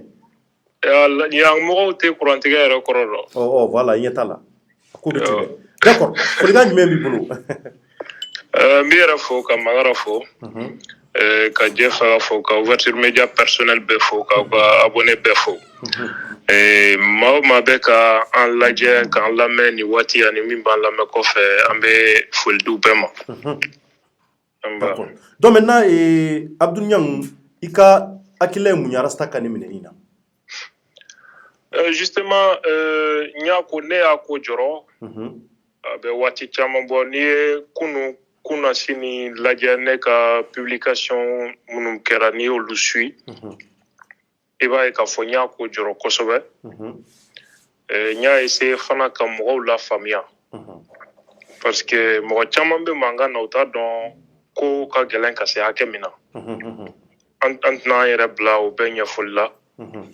o de la an ye sabali ni fɛn ɲini mɔgɔw fɛ u ka an to yen an ka baara kɛ n'i tɛ ɲɛdɔn fɛn min na i tɛna se ka fɛn dilan na ala kama a y'a to an ka baara kɛ ɲɛtɛ énergie la c'est à dire que j'ai de lumière e ka mankan fu in a bɛ mun de ɲɛ u bɛ mankan fu min na ça servi à quoi maintenant qu'est-ce qu'ils peuvent faire maintenant est-ce qu'ils peuvent aller les libérer ni mɔgɔw bɛ ka kuma a ye mɔgɔw lamɛn a t'a dɔn fɛn min bɛ yen ni rien les gens vous parlent vous faites a b'a kɛ tila ka kɛ i b'a fɔ non comme si fɛn na an bɛ kɛlɛ min na kunfɛtaga tɛ quoi kɛlɛ min bɛ sen na kunfɛtaga tɛ hakilisigi baara de don fɛn fɛn bɛ kɛ o bɛ jateminɛ de d'abord je tiens à faire un certain nombre de précisions mɔgɔ caman bɛ ka baga polisi ma polisi ka problème foyi tɛ nin ko kɔnɔ il faut que mɔgɔw k'o faamu polisi ni gendarmerie bɛɛ bɛ procureur ka yamaru de kɔnɔ n'u procureur k'u ka taa maa min ɲini u bɛ t'i ɲini n'a k'u ka t'i minɛ ka na u bɛ t'i minɛ ka na n'i ye ka taa n'i ye n'a k'u ka taa n'i ye yɔrɔ min u bɛ t'i bila yen donc olu se foyi tɛ olu ye peut-être la police même ne fait pas mais u diyagoyalen don procureur bɛ se ka polisikɛ yɛrɛ minɛ k'a datugu voilà donc il faut que mɔgɔw kana confusion kɛ an k'a kɛ kunfɛtaga ye c'est pas bon oui et en même temps dɔw b'a la ko gouvernement nɔ don dɔw b'a la ko sɔrɔsiw nɔ don dɔw b'a la ko janfa alimami fana nɔ don je vois que olu kɔni ŋaniya ye an ka taa kaso la wa fana ni ko ko wulila an dala u bɛ taa profiter a la mais nin ko in sugusuguma-baga tɛ olu ye nin ye magistrature syndicat fila ka plainte de ye n'o ye Sam ni Silima ye n'a fɔra Sam ni Silima mɔgɔ fila fana tɛ dɛ syndicat fila de don syndicat fila Mali magistrat bɛ bɛn mɔgɔ 400 ɲɔgɔnna de ma Mali tɛ donc ni Sam ni Silima bɛ ɲɔgɔn na a b'i n'a fɔ a dɔgɔyalen i ni magistrat 300 de bɛ ɲɔgɔn na e bɛ o tɛ diɲɛ lamini jɔ ye wa cɛ bɔra k'a fɔ sisan ko maa si ma convoqué ko min bɔra a la e bɛ se ka bɔ o la cogo comment e bɛ bɔ o la cogo di c'est pourquoi minnu bɛ ka outrage kɔrɔ fɔ walima ni article ko tan ni article ko tan a b'an senna sumaya quoi vraiment anw bɛ yɔrɔ min na sisan an ɲɛ tɛ article ko la quoi an b'a fɛ ka avancer de vraiment jamana ka an ka se ka solution sɔrɔ problème na n'i talonna k'i bɛ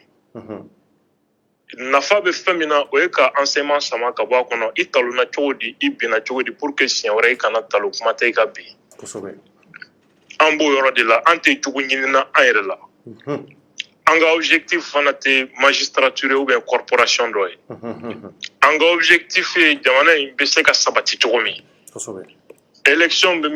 ma kɔnnen bɛ a bɛ se ka kɛ a don na cogo min ani kɛcogo ɲuman na cogo min an ka hamina ye o de ye fɛn min ye an sɔrɔ bi bɛɛ ka kan k'a bila i kun na k'a fɔ ala jarabi de don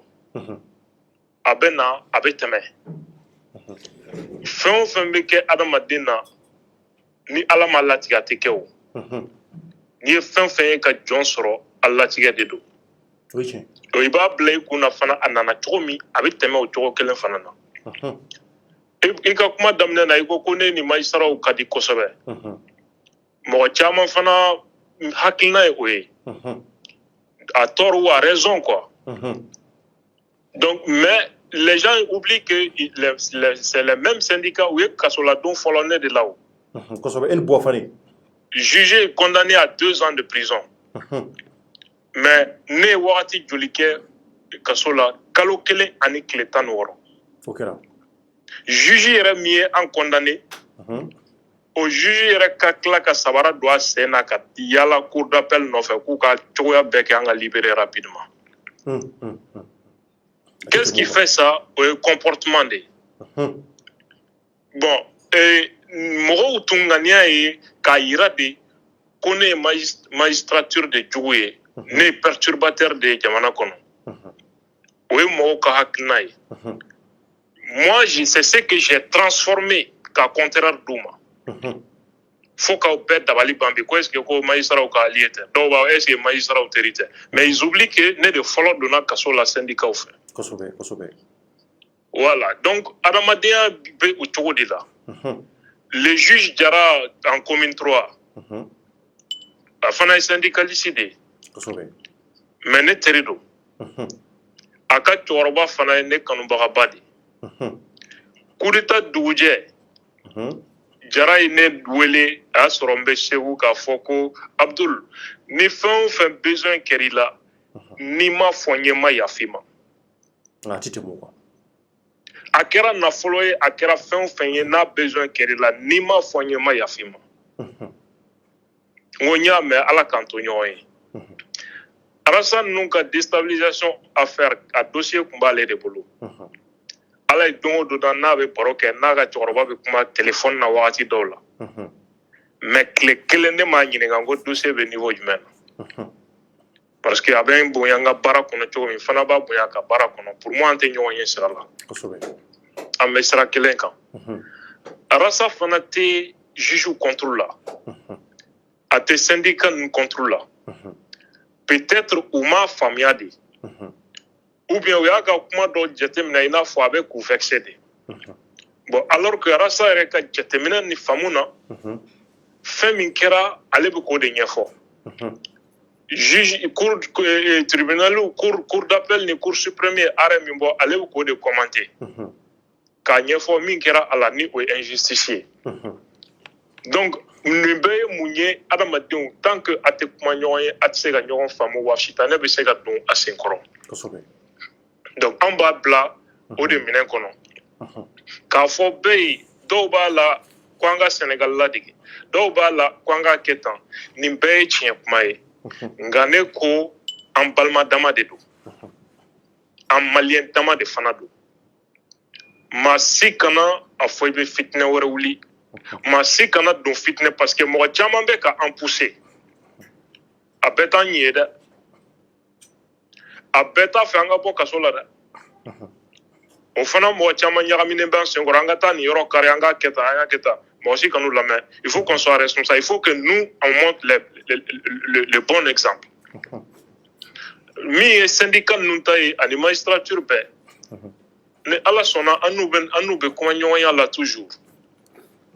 u ka ŋaniya fana tɛ k'a fɔ ko an b'a to kari i bɛ sa kaso la ou bien i b'a kɛ tan o fana ŋaniya tɛ. Procureur min fana ye mandat da Rasta kan bi ne ka mɔgɔ ɲɛnamaba don mais ni dossier bɛ magistrat fɛn o fɛn bolo ani i ni ne ka teriya mana kɛ cogo cogo ne t'i ɲininka hali a dossier la siɲɛ kelen o sugu la jamais ne t'a kɛ ne ka kan ka lutte min kɛ n b'o lutte kɛ parallèlement o ye ka a tigi bonya a ka baara hukumu kɔnɔ non n'Ala sɔnna ma an bɛ nin min na an b'a jigiya k'a fɔ mɔgɔ minnu ɲɛna ko nin bɛna kɛ ko ye anw ni u ɲɔgɔn puisque olu dɛsɛlen bɛ anw na u bolo k'u ye occasion sɔrɔ donc ninnu bɛna anw ka ɲɛnamaya tiɲɛ ka di olu ma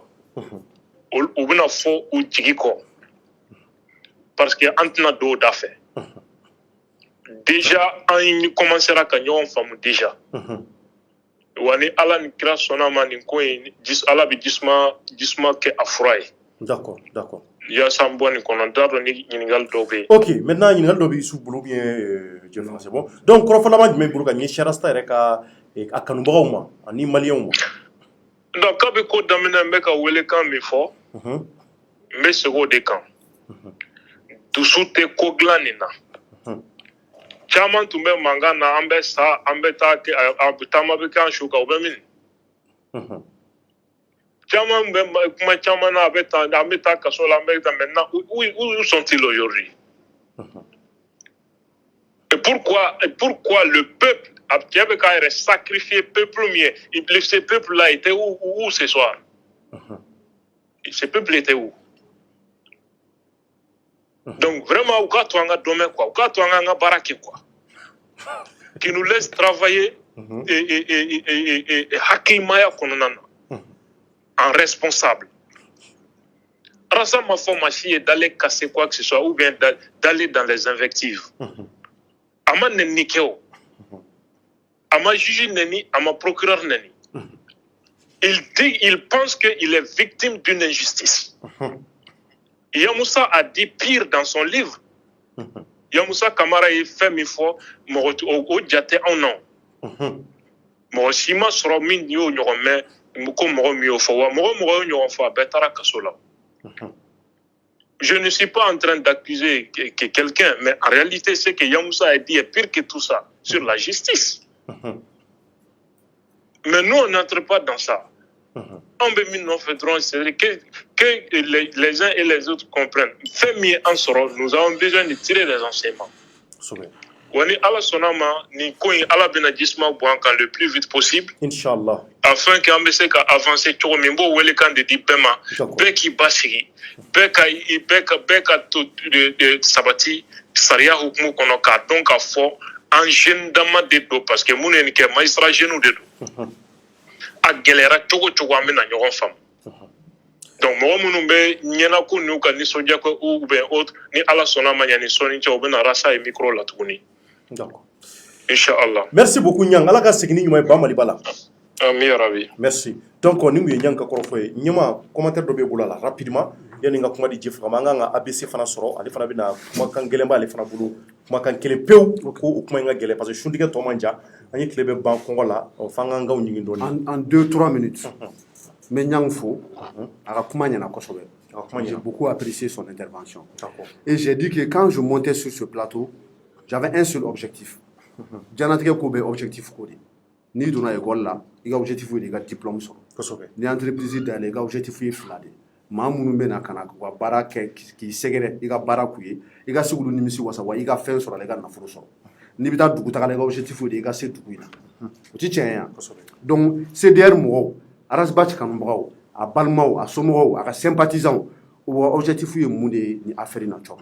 Ne bo o ngali ke er la. O objectif yi mu yi bi. C'est la libération de la Rasta la libération de la. Oh, libération est quand mais sera mon fait. C'est à eux de voir. Moi, je suis là en tant que sympathisant de Rasta et en tant que frère de Rasta parce que ce n'est plus un ami, c'est un grand frère à moi. Donc, ne pas sera mon yuru là. O te fouari ayo chorno. C'est-à-dire que comme mo ibe jolito hier la non non. O te amiche be jolito hier la non non. C'est-à-dire qu'il faut reculer pour mieux sauter. C'est-à-dire que Kobe Tsekataka, qui est une touche-baille. Arrivé à un moment, il faut s'asseoir stratégiquement. Il y a un fait mon gars. Client, ni tara justice nyama. Mon côté, il y a intérêt de défendre du boulot sans faire qu'à tenir avocat. Il y a avocat avec un enfant famille pas. Avec ta capre qui n'en fait. Boka bi, matin, midi et soir. Bon père qui n'en fait. Bon, tu qui mieux que Maître Tapo, Maître Ben Mamata. Pour défendre les intérêts de Rasta aujourd'hui. Aujourd'hui, les Rasta ont intérêt de défendre Ali et Mohamed Ali Bachiliga, nous, Rasta Bachifai. Mais est-ce que tu les avais appelés les gens à sortir pour aller brûler les pneus, pour aller casser, pour aller prendre en otage quelqu'un? Est-ce qu'il y a au même Ouda? Donc, Moro Kassabali. Faut raconter au Canada qui est au fait Dabara Bakmo, on va sortir, on va faire ceci. Mais on a été qui est sorti aujourd'hui pour accompagner Rasbach en prison? Donc, son il faut d'abord il faut arrêter. Il faut arrêter. La passion a pris le dessus. Il faut être objectif dans la vie. Soyons objectifs. Ante abana borano. Moro de farafar la nyonga ante abana. Des milliers de personnes. Et maïsara oyeka boka foku dominer oula. M5 ma boy en rola. Et pour M5 yoko donc que certains J'ai dit certains peuvent qualifier qu'à Foko c'est illégal. Parce que demander à un président de démissionner, oui, tiens, mais quand il est président forcé de démissionner, ce n'est pas démocratique. Mais M5 Mougo, il est là. Et Maïsra, malgré où nous avons été Kasola, bon, ça dit que ça, c'est le rapport de force dans le pouvoir. Moi, il faut que vous justifiez mes faits, non, non, non. Mais il faut mettre de l'eau dans son vin. Aux citations, aux proverbes, ça dit que Haramadi, il calme. D'abord, je pense que déclaration qu'on a fait, les gens sauront réellement ce que les avocats de Rasbach veulent dire. Ne prenez qu'à faire plateau, moi,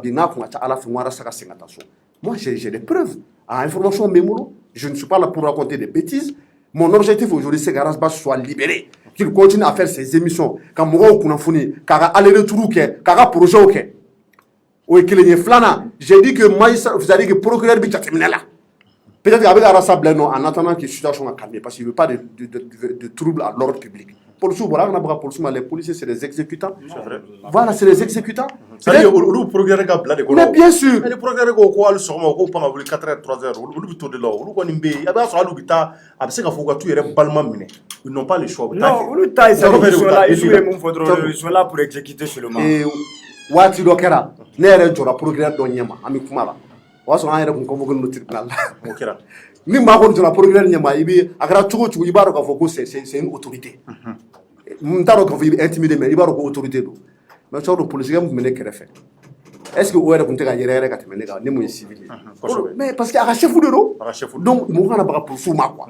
donc n bɛ bɔ kuma la yɔrɔ min na moi j'appelle les gens à la retenue. C'est pas parce que Ibe Arasbachi fait ou bien qui t'a fait qui veut beau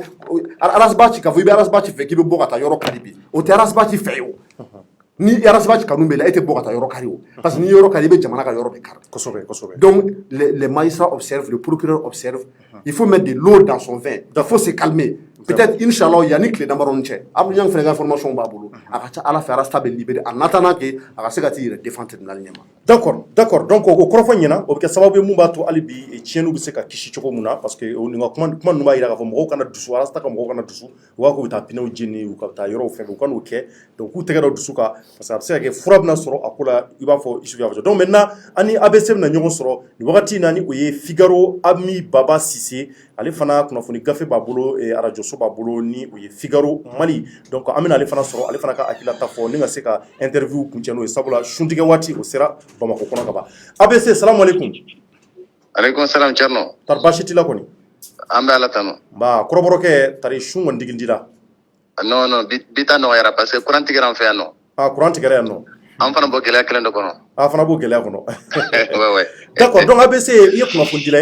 arasta koni minena bi anya e ka fo kuma chama bi ka fo et surtout kuma fundila were chama do bi ka ngunu kuma fo ka fo ko est ce que ni na ke sababu ye ni ngase ka kuma fundila damine wula ka se ka kuma fundila sira ani kuma fundila bora e juge mu nga kodo kalama dugula abina sira ka damaka la donc sabula ba don na ya fo do fo ko kay outrage magistrat ke uta datu kasola donc e bolo ni kuma kay nyadwa bon mbi fo Tcherno be mangara ni bela jiran fo kuma min be ka fo kuma se ka ke tiens parce que magistrat yere ba don ou se ka mo shi damine an ye journaliste ou de ou les critiques là ou de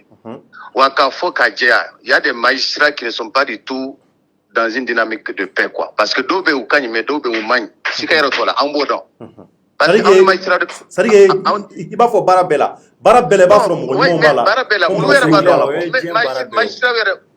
yere ma mawli paiement tapili ka ma ya no parce que tapili fana na ka clan do magistrat joli do janfa ou ka kele yere la parce que nebto ka fongo 2017 kele wula magistrat ko on de wude ma ka kele la c'est pour que ko ka se gagner ce n'est pas que on va sur nye na ya ko ke na manya u kambula non aya kele ke pour que ka ka se ko duma pour que ni mo tara kirila kirka se ka tira gagner maintenant par rapport à l'affaire même ama meilleur ne wude tu nyana ama meilleur aya se ben ke magistrat ka parce que wulu yara pardon ni fin faux dans les règles de l'art là où tu sais que fin faux on a parlé de magistrat de la Cour suprême. Mais moi, je me fous, arrasta ka affaire mimbana, hala mame, arrasta blala, magistrat de ablao. C'est des magistrats qui ont réglé ce problème. Mais ni doya tien, ngo do de atlao. Amanake chocho, si les magistrats ont dit que le dossier est vide à la Cour suprême et à la Cour d'appel, cela veut dire que do de koko fait ba kono première instance là. Cela veut dire que umahaki na quel info. Cela veut dire que indirectement ils ont montré que les autres là n'ont pas raison.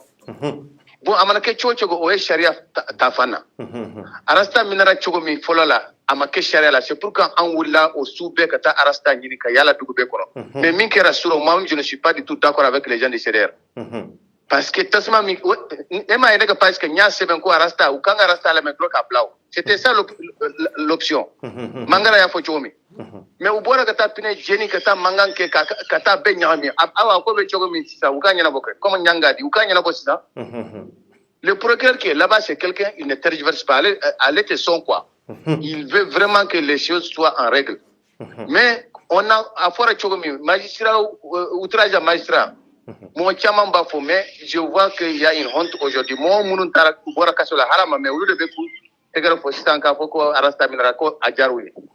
ubeka seben ka tegero fo mo munun bora harama mais magistrat yara do mina kudat moi je pense que manake chocho mo kana nyina kunu ko quoi kunu c'était toi aujourd'hui c'est Rasta demain ça peut être moi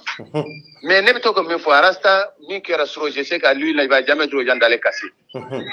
attention quoi parce que tribunal fana comme un tribunal la mine de la que non le procureur voulait éviter ça parce que même ce matin il y avait un peu de bruit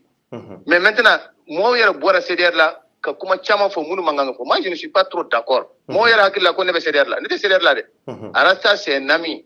c'est pourquoi suro nema ye mangana sinon nasoro moi j'avais toutes les informations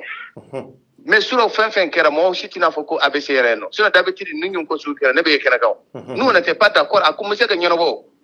le procureur même a dit aux policiers moi j'ai appelé des policiers qui étaient au niveau de la tête kono ko ulu ala arasa la metron kabla bon ko be yoro mi sisa nyanga fo chomi abitla ka nyonobo parce que c'est que sur un mandat là, si on te met aujourd'hui là, ça c'est juste que dans la semaine prochaine, si tu dois sortir, on t'a allé au mais je crois que surtout cette fois-ci là, on ne voit pas les faits de la presse parce que peut-être que journalistes ou Hakirnata ou là quoi. Sur ce plan quand même, je crois que globalement, on va aller de délire. On va parce que nous-mêmes on parle avec des magistrats. Moi, avec la magistrat en théorie, c'est vrai. Mais Kodo Benoko, il sait qu'à changer. Au nom de Dieu, il y a des magistrats qui ne sont pas du tout contents, actuellement même. Mais il faut que vous fassiez de ira quoi. Mais outrage à magistrat à tel que fait quoi. Nous, on va continuer à donner l'information. Il y a des magistrats qui sont dans des situations qui ne sont pas sérieuses. En bas, faute. Mais il y en a un fait chamon pour Ambu Woleo. Si moi je vois qu'il doit faire donc maintenir, ne sais Mangara Woleo. Ne sais que Jefaga Woleo. Avec Ketende, il faut qu'entre nous-mêmes on se parle. Wallahi billahi il y a des magistrats qui m'ont tellement appelé pour me dire parle à telle personne, parle à telle personne, parle à telle personne. C'est-à-dire où il y a Kangarda ou Seganade.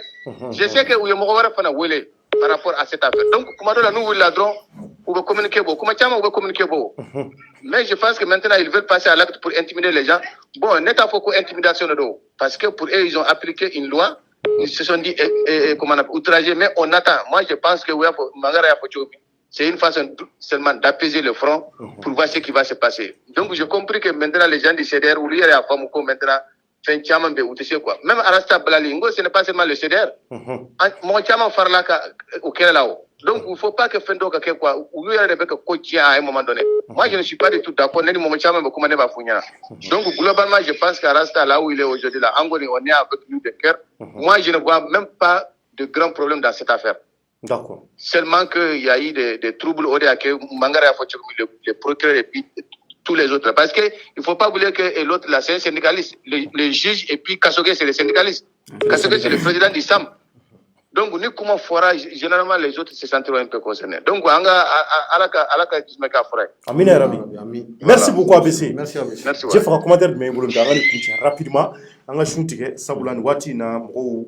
bika allame nya fantan nani fe mumbi bulu kafo. Ouais, Chorno effectivement il a photo comme na c'est-à-dire amé mon faudro parce que arasa rega kuma kanido ni kanga ceder mo akli jigi kodo la o mu yara saba fo ko mo bito degunde la c'est-à-dire que ka yere maîtriser wala sa i bisika bon c'est-à-dire degunde ala i bla kono abi bla kono de wala sa i ka boni hakilina do ye aka parce que abi kalande donc c'est pour dire que ou ka c'est-à-dire ou ka qu'ils mettent la balle à terre ou ka sabali ou ka ta dondoni kasi ne fait foité à Nyanabo. Et puis, Arasa est comme Ahmed Baba et Ami Baba et Afoutoumna. Tout le monde sait que Arasa, c'est quelqu'un qui n'a jamais été contre les magistrats. Béa et magistrat ou Kako Keraya, Mamouye Wuliga Jo Sabatia, Ka Ibega Fangato Sena, Ka Kelere, pour que magistrat ou Kako Bessiga réglé. Moumouya à 100% Beba de Arasbach. Donc, Arasbach ni Mamou Menyona. c'est-à-dire que u tɛ yan c'est pas comme si mɔgɔw dɔ minnu bɛ ɲɔgɔn na en réalité comme Abdul Niang fana ye min fɔ a bɛ se ka kɛ Arasa ka kuma fɔcogo la a y'a ka kuma fɔ ale bolo k'a fɔ k'a bɛ explication di de la mais ninnu y'a kɛ k'a fɔ ko a ye dan sɔrɔ maintenant an bɛ se ka mun fɔ dɔrɔn c'est-à-dire que CNDR mɔgɔw k'u bolo da u dusu kan k'a ɲini magistrats fana fɛ ko u kana to k'a bɛɛ kɛ minɛli ye Cɔrɔnɔ u kana to k'an minɛ ka taa an datugu parce que n'i y'a ye an bɛ kuma n'u tora k'an minɛ ka taa an datugu mun bɛna fɔ a bɛna bila an kunna de ko bon u bɛ ka nin kɛ walasa u bɛ ko minnu kɛ magistrat minnu bɛ n'olu dɔw man ɲi u bɛ nin kɛ de pour que an k'an da de olu ka baara kan donc u ka mɔgɔw to yen mɔgɔw ka kuma merci mais bonya ani karama merci beaucoup Jefaga kɔrɔfɔ ɲɛna merci ɲɛmɔgɔ ni o Yusu Mangara ye bɛɛ fo aw fila bɛɛ fo ka waleɲuman dɔn aw ka hakili ɲɛnamaya la maliyɛnw an bɛ aw fo k'a fɔ su kɔni tigɛra Bamako ni a lamini bɛɛ kɔnɔ nin wagati in na an bɛna émission jɔ ni ka se ka su tigɛ k'a fɔ aw ye k'a fɔ vraiment ni de tun b'an bolo Rasta ka ko la hakili la a ye faamuyali caman sɔrɔ a la donc k'a fɔ tuguni su in na inchallah a fɔra ko déclaration ba dɔ bɛ u bolo inchallah an bɛ s'a kɛnɛ kan k'a lajɛ mun kuma de bɛna bɔ u da kɔnɔ ka ɲɛsin CDR jamakulu ma à travers le monde donc an bɛ kɛ k'o fana cayi o ye 21 nɛgɛ kaɲɛ 21 o kɔfɛ fana 19h30 an kan ka Talbi ni o ye rappeur Talbi an kan k'ale reçoit ka sababu kɛ fɛn caman a b'a kalama kɔsa in na Gaspi ni o fana ye rappeur ye o datugura donc an bɛna Talbi reçoit ni ka se ka fɛn caman fɔ ka aw hakili jogo la k'a fɔ an ka ɲɔgɔn sɔrɔ rendez-vous kan pour que o kana fɔ mɔgɔ si kɔ maliyɛnw Cɔrɔnɔ Jɛ ka foli bɛ se aw bɛɛ kelen kelenna ma an b'a fɔ a ye Mali Ala ka diya Ala k'an bɛɛ kelen ma merci à toutes et à tous a k'an bɛɛ sɔnni au revoir.